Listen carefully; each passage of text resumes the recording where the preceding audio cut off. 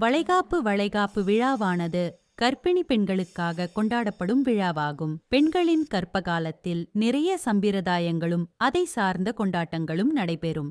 வளைகாப்பு செய்யும் முறை முதல் முறையாக கருவுற்ற பெண்களுக்கு 5ஆம் மாதம், 7ஆம் மாதம், 9ஆம் மாதம் ஆகிய காலங்களில் ஏதாவது ஒன்றில் வளைகாப்பு நிகழ்த்தப்படுகிறது.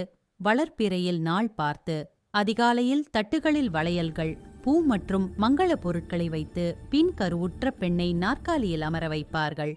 பெண்ணிற்கு வளையல் அணிவிக்கும் முன் வேப்பிலையில் காப்பு போல் செய்து முதலில் கைகளில் போடுவார்கள்.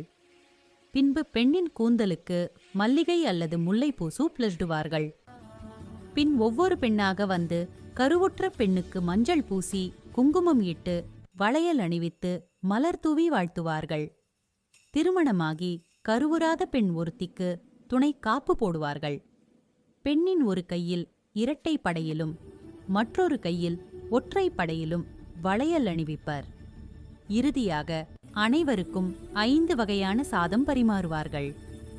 இது வளைகாப்பில் செய்யும் சம்பிரதாயமாகும். வளைகாப்பு செய்வது ஏன்?